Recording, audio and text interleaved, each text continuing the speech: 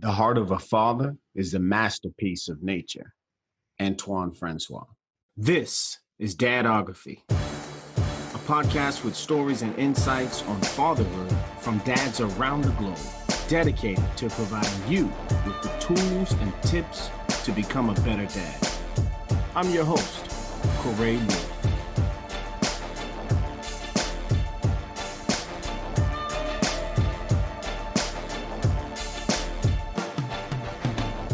David, welcome to Dadography. I'm really grateful to have you here. I'm grateful that you would set aside some time to share with us a little bit about yourself and your journey to fatherhood, man. It's good to have you here. Thank you, Corey. I'm really fortunate to be part of this, and I'm really glad someone like you had the thought and took the opportunity to fill what I will call a void because fatherhood is something serious to any society. It's something very important, and fatherhood is the future. And I hope with this platform, we are going to touch everyone, share our experiences, and make us better dads. I hear you. Well, let me ask you this, David, jumping right into the show itself. Give us a little bit about yourself, your life, your journey to fatherhood, maybe where you're from and what you do for a living, how many kids you got. I mean, just share with us a little bit. Thank you, Corey. My name is David Dabo. I'm from Burkina Faso. For those who know a bit about geography, it's in West Africa, in a French colony. So I come from a city, the capital called Ouagadougou, which sounds a little like a tongue twister. And after college, I spent a lot of time in France, and I went back to Burkina Faso, and I decided to come to America. Wait a minute, David. Let me interject here. So you say it's a former French colony. Does that mean tu parles français? Je suis francophone. Good to know. I didn't know you speak some French. You got some. I know you're well traveled, but I'm impressed that you. Yeah. I'm sorry for interjecting. I couldn't let that slide by. And that's how it all started for me. And I decided to come to the land of opportunity, to America, coming from a place where you always hear about America, land of opportunity. And I say, David, you are young, you don't have responsibilities, then let's go out and seek higher education, get to know the world, challenge yourself. And that's what brought me to America. I came to America in 2003, and I was fortunate enough to meet my wife, Carrie White. She's from New York, Brooklyn, and we met in Philadelphia. And the meeting was really out of the blue. I remember very well. I was going to New York just to visit for the first time. I went to the Greyhound bus station and boarded the bus. And I didn't know I was going to meet my future wife, my wife now, Carrie White. And she gave me the best title in the world, which is Daddy. Wow. And here we are. I'm here sharing that experience with you. And I think, and before being, I'm a IT, professionally, I'm a field engineer for Unisys. I'm specialized, I support Dell and Lexmark corporate clients in Metro Atlanta. But I'm always glad to always introduce myself as Daddy first. Because it's a job that I take seriously. It's a job I can never get fired from. It's a job no one can ever take away from me. So that's a very good perspective. That's a very good perspective. To your listeners, I will introduce myself as David Dabo from Burkina Faso, who lives in Atlanta, Georgia. But my title is Daddy Dabo, Daddy David Dabo. Nice, nice. Well, listen, man, the objective of the show, David, is to be able to provide actionable insights on fatherhood, to be able to have information that dads can put into play into their lives. So, in your own words, David, what is fatherhood, man? Before I answer your question, and to put this in perspective, to this day, I remember the day, the minute that I became a father. I had a feeling I never had before because it hit me very hard. First of all, when I got that phone call announcing that, hey, David, we are pregnant, I almost passed out because I say to myself, David, am I prepared for this? Am I going to be up to the task, to the challenge? And from that day, I started preparing myself. But let's make it clear, no one to me will ever be prepared to be, from the get-go, to be a father, especially the first time you're young and for the first time in your life, you have to take this challenge of fatherhood. And two, I'm a guy of faith, and I try to help to set up the stage. I try to rely on the Bible to see the relationship we have with God. And that's my first source of inspiration. And then number two, I try to surround myself to talk to people who've been there, done it, to prepare myself to this challenge. And fatherhood to me is you brought this person to the world. It's your responsibility, your duty to make sure they are provided for, they're mentored for, they're educated. You are everything to them. That's why when my son, just as a reminder, I'm a father of a boy. He's 15 now. His name is Chase Dabo. And You said he's 15? yeah, he just turned 15. Okay. And every time your children call you dad, to me, what it means, the kid is telling you, you are my hero, you are my provider, you are my mentor. Those words carry a lot of weight and shouldn't be taken lightly. Therefore, as a father, you have to step up your game. You have to embrace that responsibility, that challenge. For me, that was the first step to do.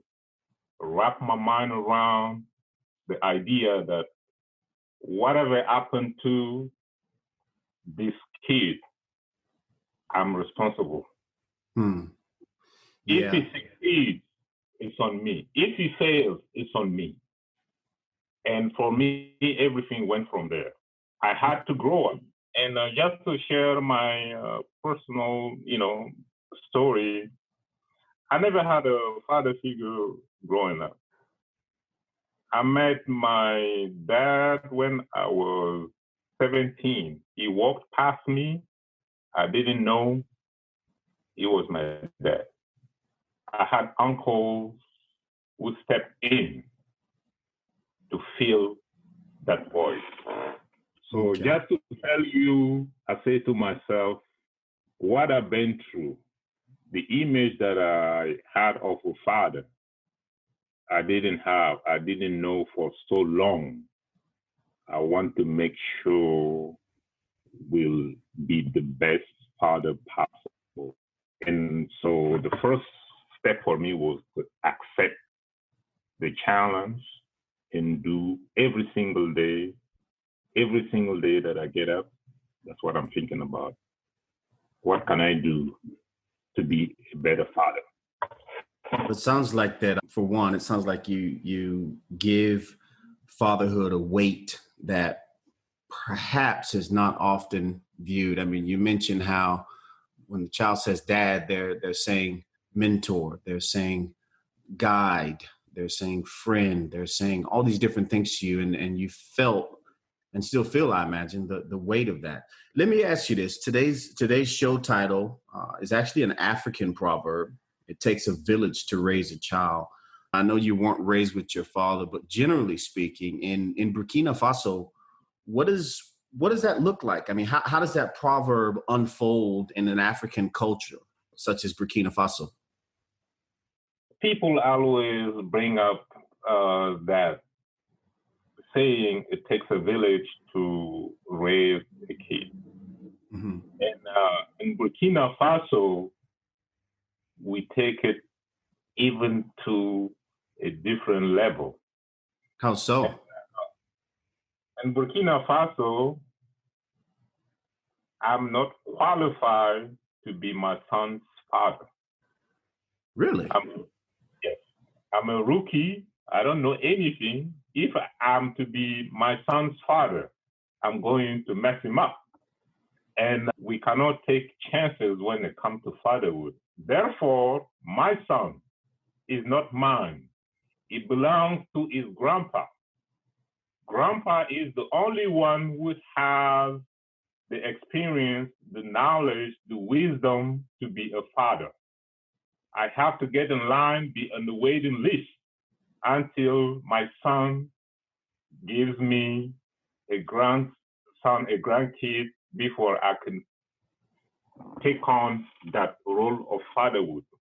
That's pretty massive. Let me ask you this. So in that context, then what then is the role of the father or you per se?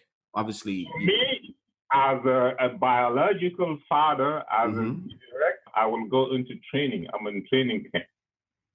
From the day I'll be in training camp. That will be a boot camp for me. Right. And to assimilate everything that it takes to be a father. That's the way, like, even my wife is not even qualified to bathe my son.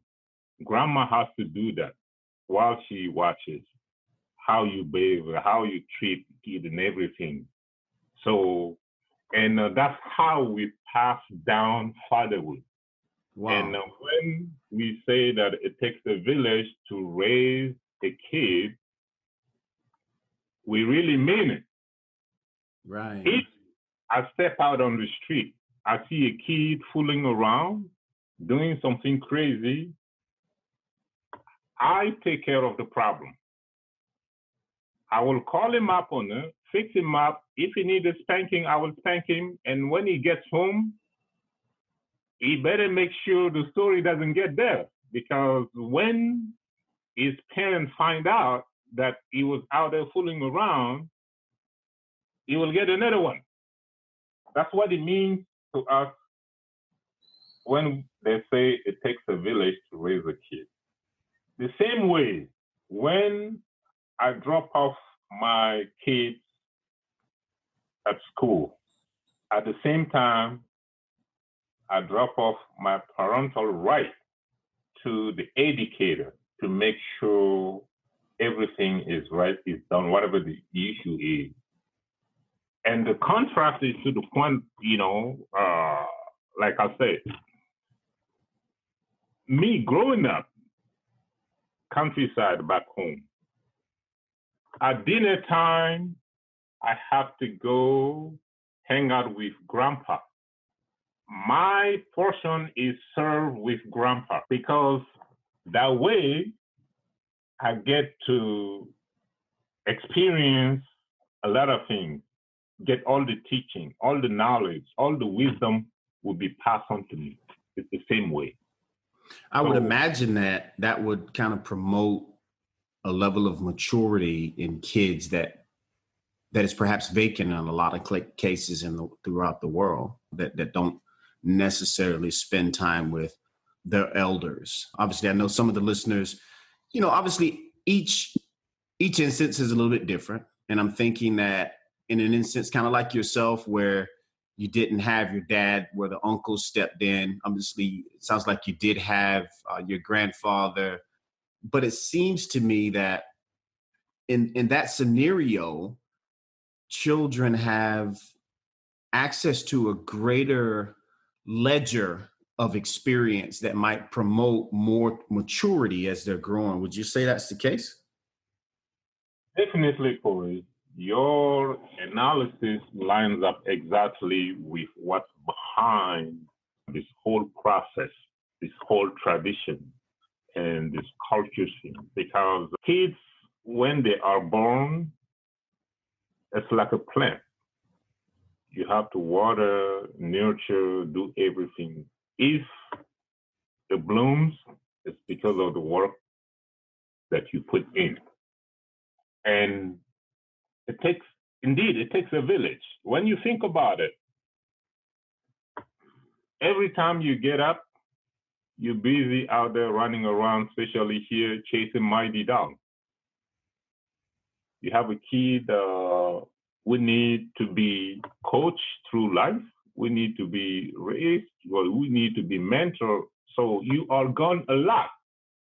You need to have someone who will take that responsibility while you're away.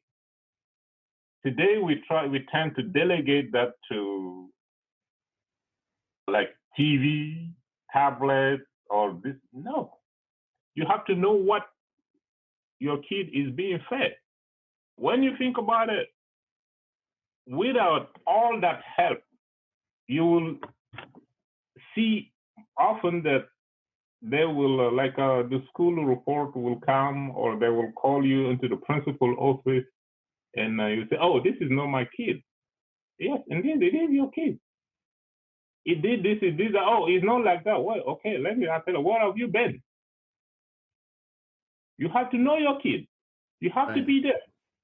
We tend to come up with excuses every day because for whatever reason. And it's not something you can buy your way out of or buy your way in. You need to put the time, the work, the thought to do it. I like to spy on kids a lot. And when kids are together, you know what they talk about 90% of the time? What's that? They talk about dad. Oh, I did this with dad. I went to the park with dad. I played ball with dad. That and everything. And so if the dad isn't actively involved, then it's safe to say that there's a void there, not only from their conversation, but to the point, the conversation has a void because there's a void of the dad experience, the dad insight, the dad input. So yeah, I can see that being something. Definitely, Corey. Do you know who is every kid's hero? Your first hero as a kid is your dad. Yeah, I've heard a saying that says a dad is to be his son's first hero and his daughter's first love. And it's not a saying. That's the way it must be. If you are not your child's first hero, to me, you fail.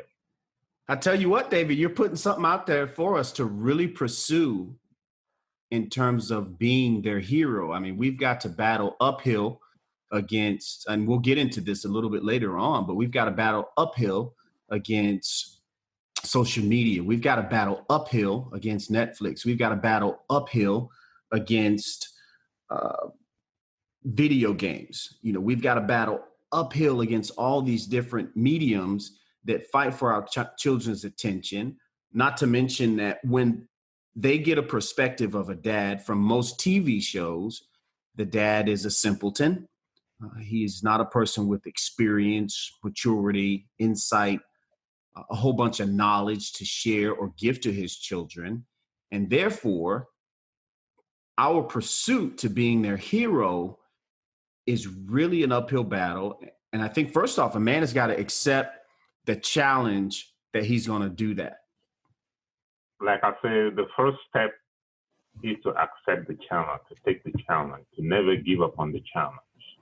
And sometimes I have hard time wrapping my mind around those who walk away from that responsibility.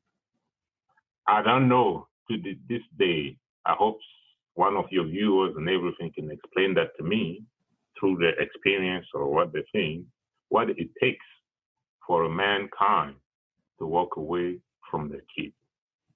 Wow. I don't know what it takes. And what I do know, we always come up with excuses. The first excuse we usually come up with is the mom. She's so bad, I can't stand her, therefore I can walk away from that responsibility from my child. Put that in perspective. She carried that baby 9 months. No matter, listen, relationships don't always work out. And sometimes it's best to go separate way for everyone's, sanity or well-being and all that stuff. But there is nothing you can tell me to justify that walking away from your child. Even if the mother is bad, things didn't work out between you and your spouse or boyfriend or whatever, don't keep him from being in the life of the kid because he needs that. He needs that. Yeah, I think there's definitely two sides to that coin. I think that by design, we need our mother, and by design, we need our father. And if circumstances dictate that those two are not together anymore, then one of them, or at least both of them, one or both, should at the very least be pressing forward to ensure that that child has access to, if it's at all possible, to the father or to the mother. Here's the thing. These kids need you, your time. Usually what kids talk about, they're not talking about this and that. It's about the time, the experience that they spend with you. I did it with that and everything. So just, to make it clear, there is no excuse. The day that you become a father makes you from that day moving forward, you take care of your responsibility, period. Don't run away from your responsibility, you take that. As I look at my kids, and I have 5 kids, and I actually have 4 grandchildren as well, the time factor is perhaps the one element that is a constant in my mind. With the 2 that are here in Panama with me, I'm constantly thinking, ways that I can cut work shorter. My wife and I have discussions about, okay, let's do a game night. Let's hop in the truck and go for a drive. And it's an ongoing challenge. I want to be real clear to the audience. And I mentioned this in the very first episode. By no means am I some expert and I've got it all worked out together. That's a real struggle. But what's got to be important is that an individual recognizes the importance of it. The example I use all the time is that I remember holding my youngest child when she was, months old, and how wonderful that time was. And, working, moving from one country to the next. And before I know it, she's 5.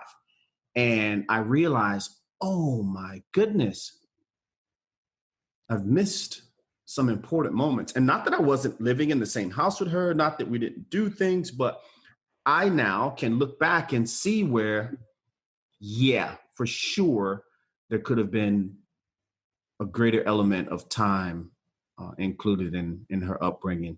So one of the areas I'm working on at present in my fatherhood is looking to design and develop blocks of time where I set aside, the phone is is devoid of, sound, and me trying to see who messaged me or what needs to be responded to. Business is, delegated within a particular time frame. And when that's over, realizing that, the world is not going to collapse because I haven't responded to this email immediately. Your time is major. When you think about it, I'm not a psychologist. We only have a short window to impact our children. By the time they hit their teens, they don't want much to do with mom and dad. So no matter how busy you are, no matter how much you got going on, you can do it. You can find the time. Agreed.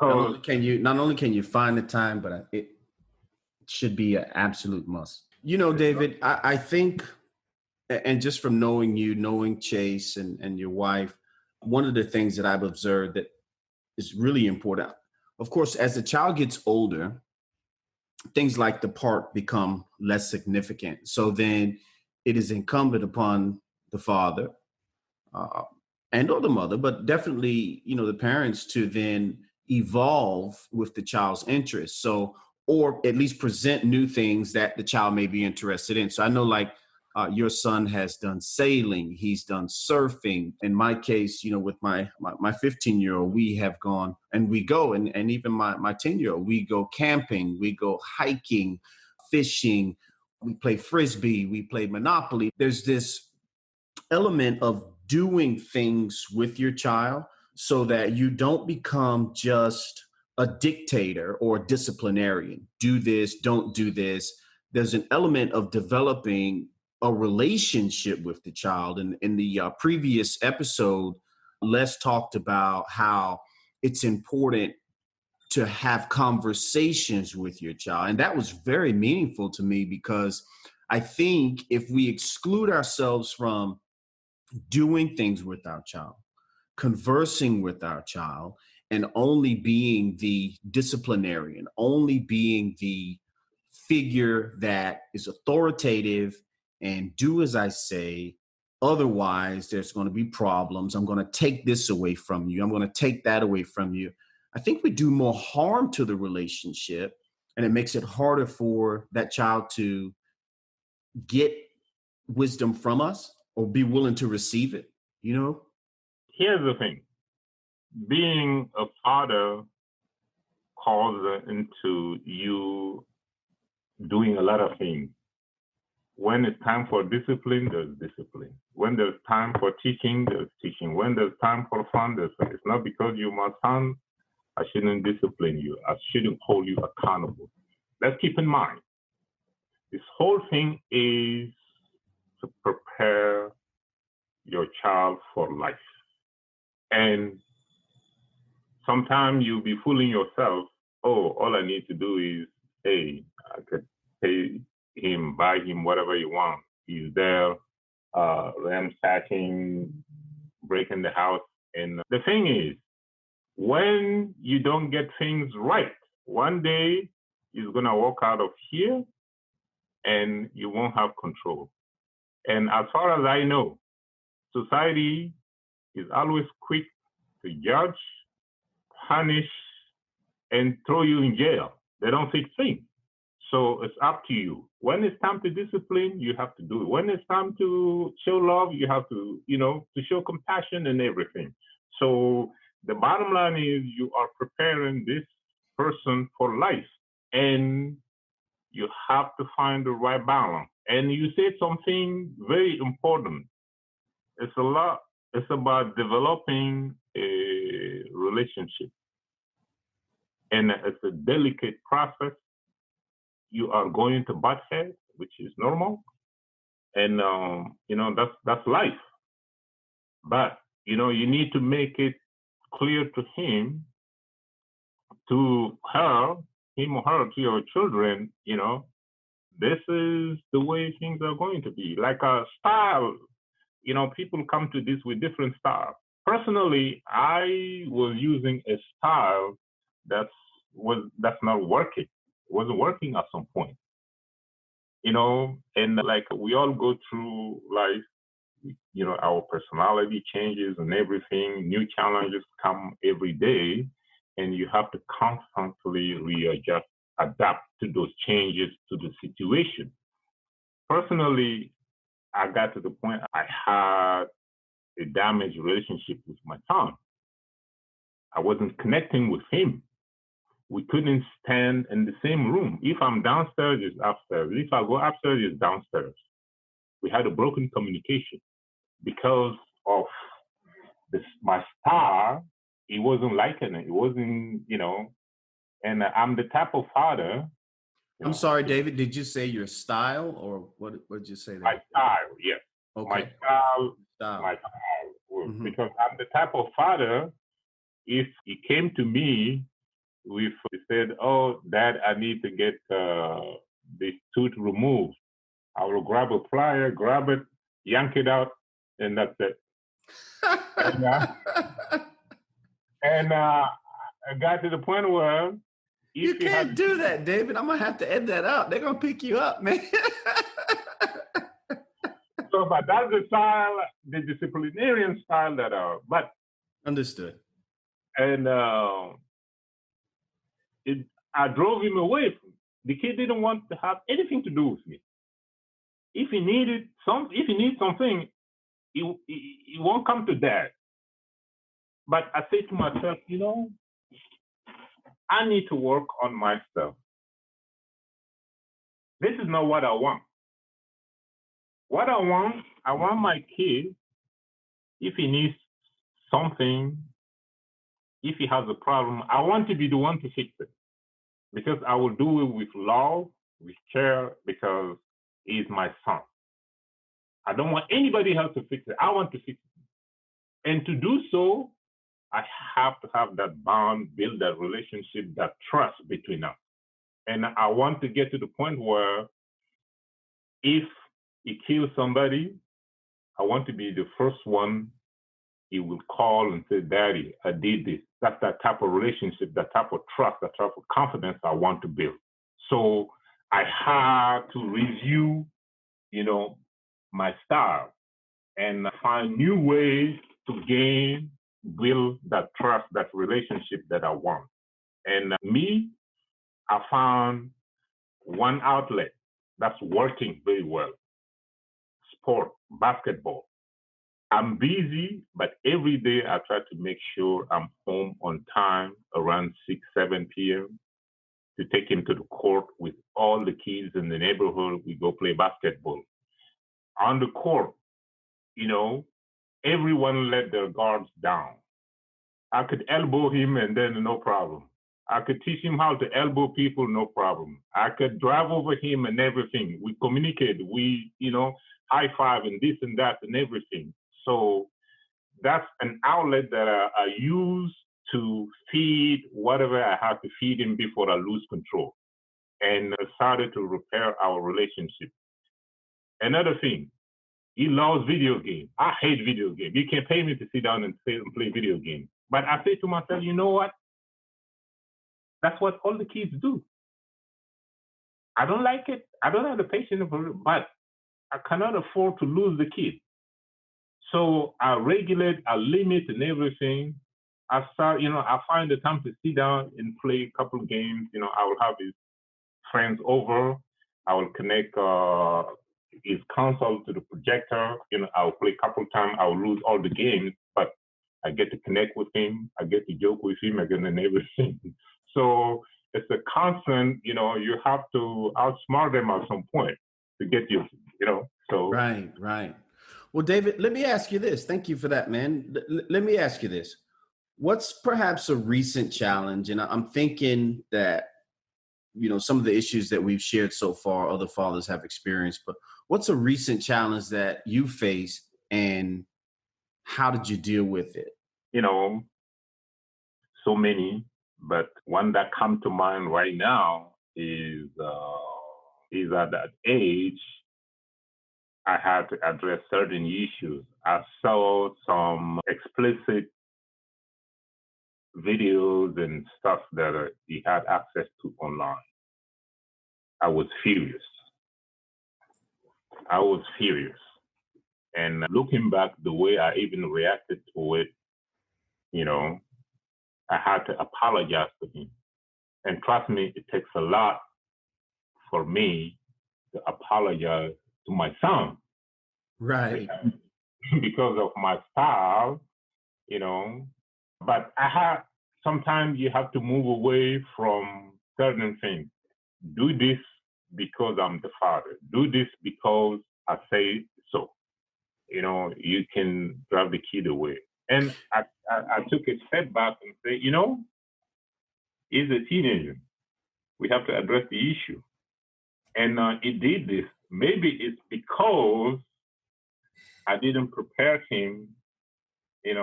The solution is not about denying or, trying to sweep those tough issues under the rug. I sat him down. I explained to him, this is not right. This is going to get you in trouble. This is going to land you in a place mom and daddy are not going to be able to save you. So I want a safe way. So I had to crack down on him, sit him down, openly talk to him and everything before getting into that stuff. Because that stuff that you access and everything is illegal. That's one.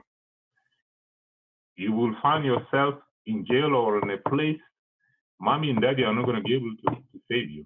And that will ruin your life forever. So that's the last challenge that I had with him.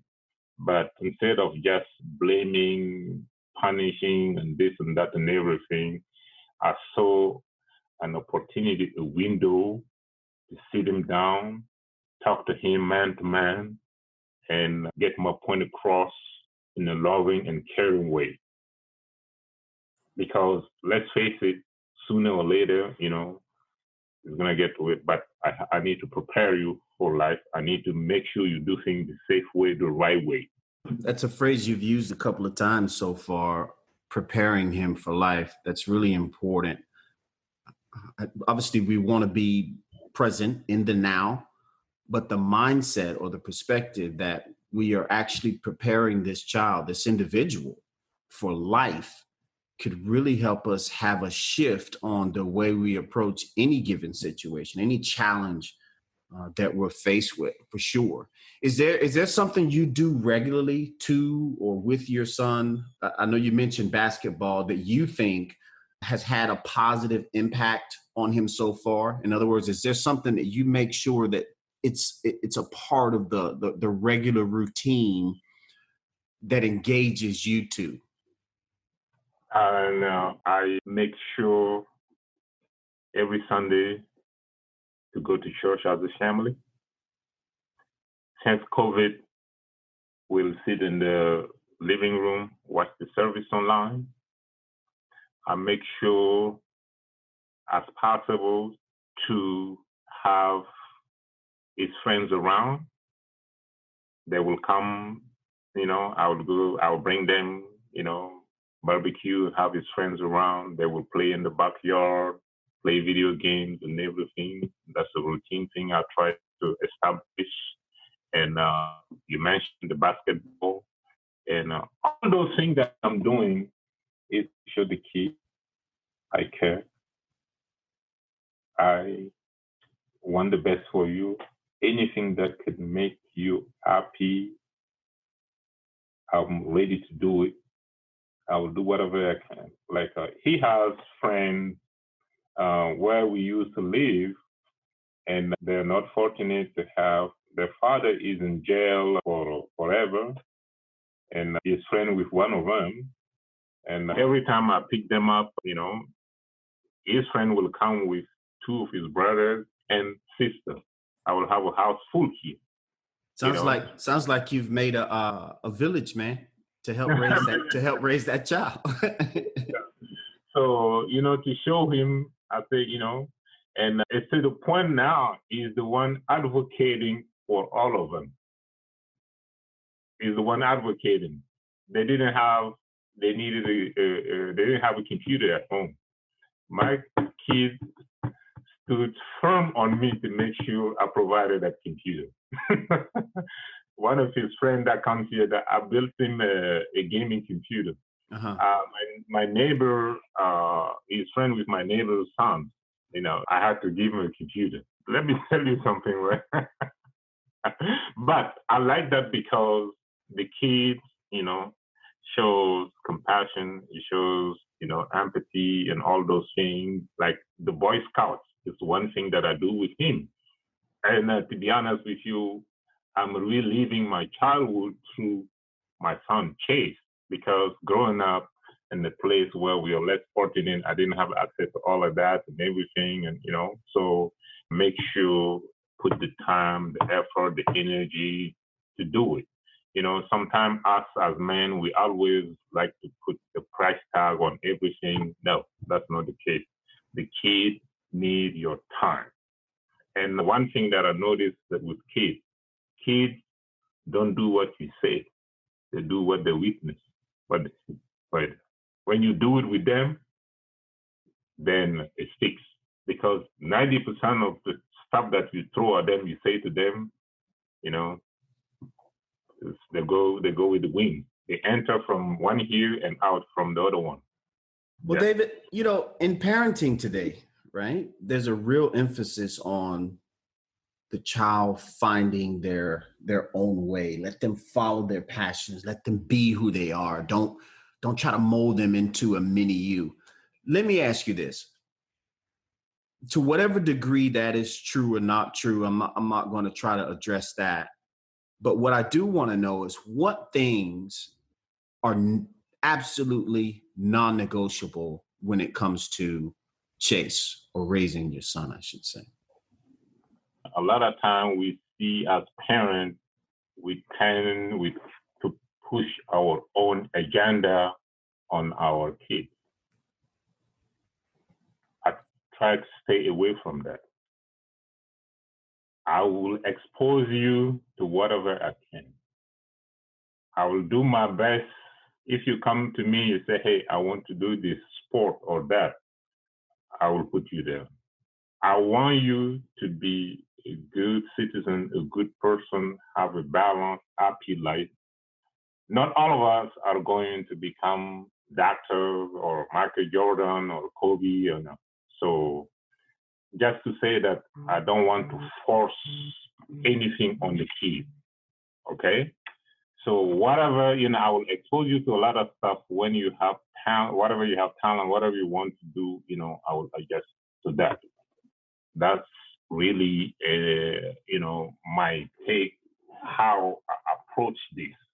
And what was the second part of the question? Well, with that being the case, you don't want to mold them into a mini you or force your agenda, to use your term. What are some things that are non-negotiable? Discipline, respect, education, and responsibility. They are non-negotiable. 90% our fights revolve around those issues. And I tell him this. I said, Chase, when you are well-behaved, well-trained, no matter where you go, who you are dealing with, they don't need to know you. They don't have to like you, but they will always respect the values you have. They will stand for you because they respect your values. Thank you.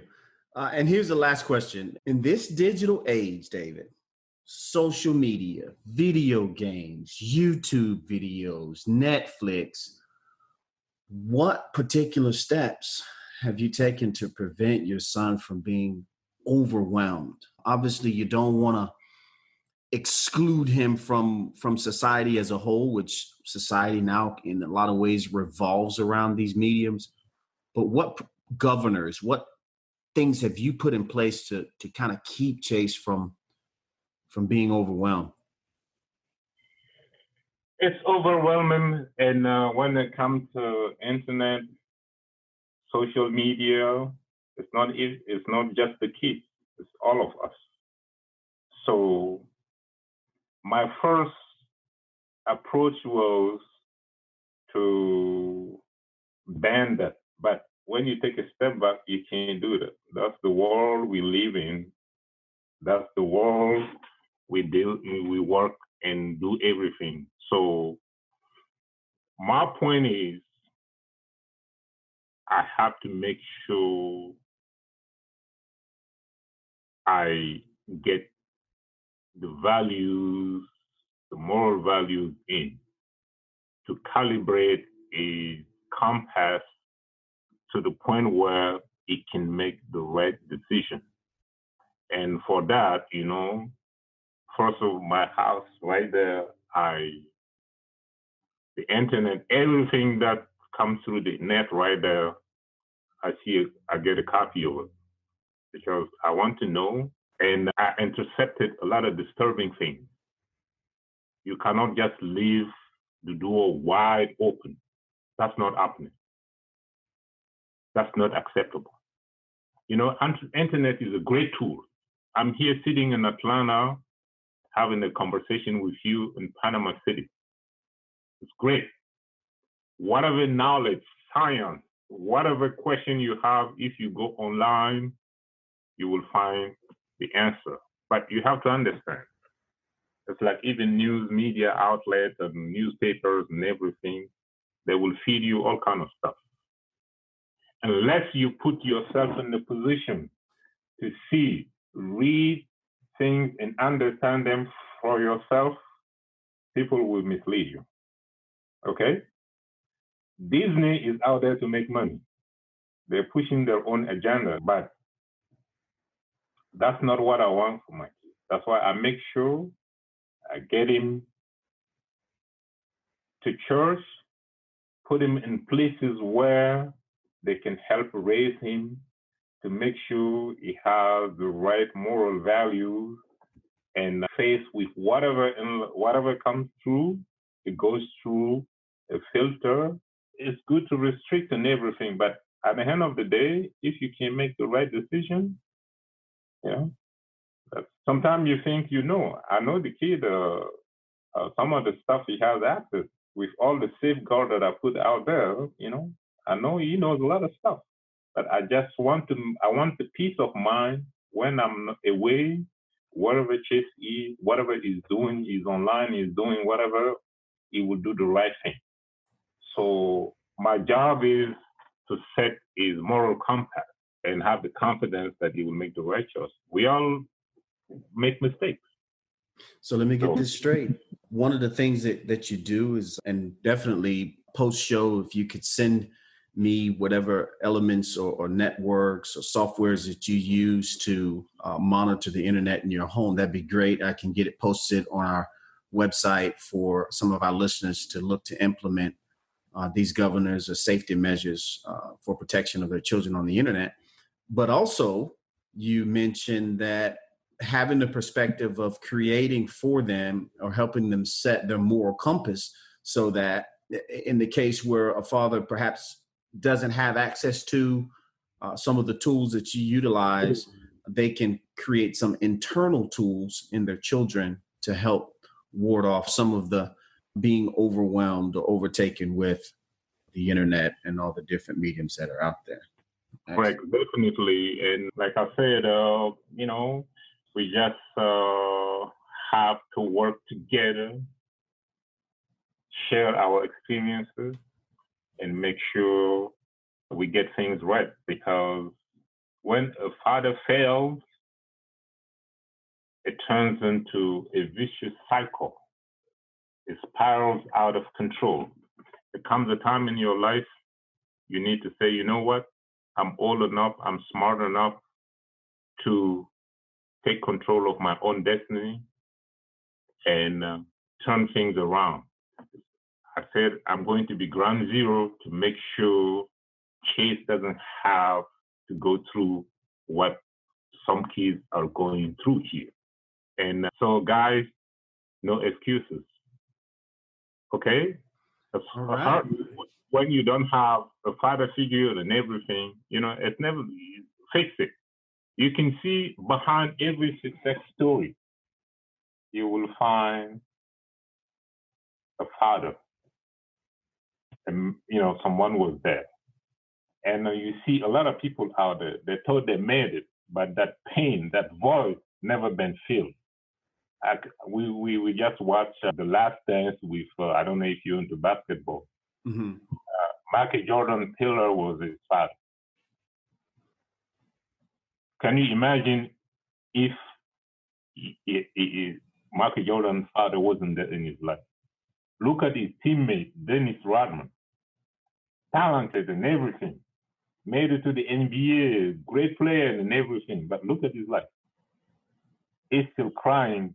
Why? Because of that void, that father figure he never had. So it's a big challenge, guys. Get your act together, and the result is never guaranteed. But in anything, in any case, you always want to make sure at the end, at least I've tried, I've done my best. And unless you do that, so I personally will blame you. So that is.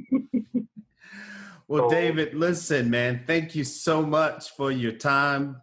Thank you for sharing with us, for giving to us some tools and techniques that we can implement in our fatherhood journey. And we certainly look forward to being able to implement these tools and strategies you've given us. We're really grateful. Appreciate it. Thank you very much, Corey. It was a pleasure. I'm honored really to be part of this, to share my experience and everything. And, let's get the conversation going, work together. Like you said, it takes a village to raise a kid and stuff, When you don't have to know or have the experience, have the answer. Just ask, look around you, surround yourself with people you can look up to. You are trying to do something. Some people been there, done it, Right. On that.